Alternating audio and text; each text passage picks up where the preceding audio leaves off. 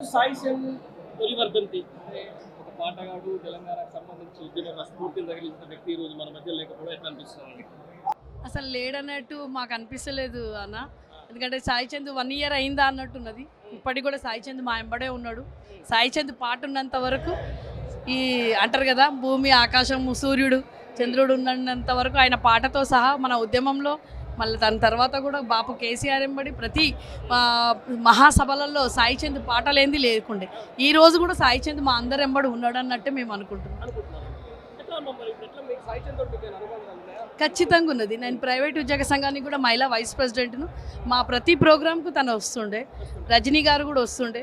Awards దాంట్లో కూడా మేము సాయి చంద్ లాస్ట్ నాది అనుబంధం ఏంటంటే, మేము బీసీ ఎస్సీ మైనార్టీది మేము ఇందిరా పార్క్ దగ్గర మా సభ పెట్టినప్పుడు సాయి చంద్ అదే లాస్ట్ నాకు సభ. తను ఎంబడి నా పక్కకే కూర్చున్నాడు సాయి చంద్.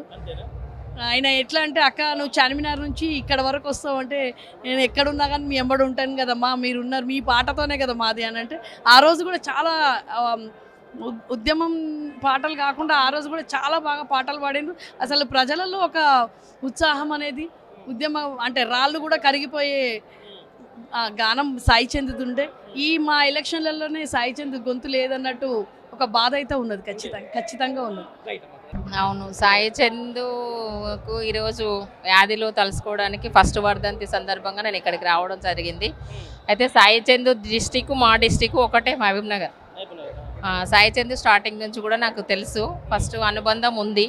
కాకపోతే ఆనాడు తెలంగాణ ఉద్యమం ఉర్రూతలు ఊగడానికి కారణం సాయి చందు పాట.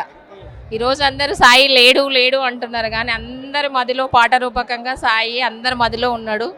సాయి చంద్ పాటలు ఏంది అని అంటే, ఇప్పుడు లేని లోటు, సాయి లేని లోటు ఎట్లా పాట రూపకంగా మాత్రమే తెలుస్తుంది, కానీ అందరి మదిలో మాత్రం సాయి చంద్ ఉన్నాడు. అతనికి జోహార్లు. చాలా లోటు కనిపి, కొద్దిగా కాదు, ఇంకా ఆయన లేని లోటు ఎవరు తీర్చలేరు. ఆ లోటును ఎవరు తీర్చలేరు, అంతే. ఇంక లేదు అసలు తీర్చడానికి ఇంకెవరు. సాయి చంద్ది ఉద్యమ నేపథ్యంలో అంటే, మాకు అలసిపోయి మేము ఇట్లా ఉన్నప్పుడు తన పాటతోనే ఒక ఊపు తెస్తుండే. ఆ పాట ఎట్లా అంటే, ఇంకా లేదు ఇప్పుడు మనం అలసిపోవాలి ఎందుకు అన్నట్టుగా ఒక ఉర్రూతలు ఊగేస్తుండే అన్నట్టు ఆ పాట. సాయి చంద్ని తలుసుకుంటే చాలు మనకు ఉద్యమంలో ఇంకా కొంచెం ముందుకు వెళ్ళాలా అన్నట్లు అనిపిస్తుండే. చాలా కష్టపడి వచ్చిండు అబ్బాయి సాయి చంద్, చాలా కష్టపడ్డ పిల్లగాడు. మంచిగా పాట పాడి చాలా బాగా అందరినీ కూడా ఉర్రూతలు ఊగేస్తుండే. ఆ ఉద్యమం గుర్తుకొస్తేనే ఇంకా ఆ పాట మళ్ళీ ఆ లోటును కూడా ఇంక ఇప్పటి వరకు అయితే ఎవరు తీర్చలేరు అనుకుంటున్నా. ఇక ముందు చెప్పలేము ఇంకా.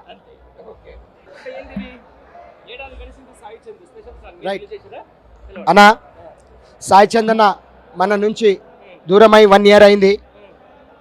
ఎన్నో ఆటంకాలు చేసినా, ఎన్నో ఇబ్బందులు పెట్టినా సాయి చంద్ అన్న తన యొక్క ఆశయాలని ఖచ్చితంగా కళాకారులు నెరవేర్చాలని నా యొక్క చిన్న ఉపాయం విన్యాసమన ఖచ్చితంగా తన సాయి చందన గొంతుకుని ఖచ్చితంగా వినిపిస్తున్నారు సందీపన్న. ఖచ్చితంగా తిరుమలగిరి సందీపన్న ఖచ్చితంగా వాళ్ళ ఆశయాలను నెరవేర్చాలని ఖచ్చితంగా నేను కోరుకుంటున్నాను. సాయి చందన్న ఎలాంటి వ్యక్తికో తెలంగాణ ప్రజలు ఖచ్చితంగా గుర్తించిన విషయం.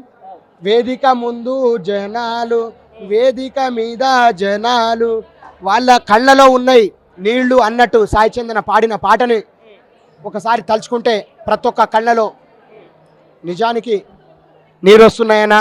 నిజంగా సాయి చందన్న ఆశయాలను ఖచ్చితంగా ప్రతి ఒక్కడు నెరవేర్చాలని నా యొక్క ఆశయమైన. సాయి చందన హఠాత్ మరణాన్ని, సాయి చందన ఆశయాలను రజనీ అక్కకు ఎప్పటికీ 80 తోడు ఉండాలని కేసీఆర్ బాపుని నేను కోరుకుంటున్నాను. థ్యాంక్ యూ అన్న, థ్యాంక్ యూ.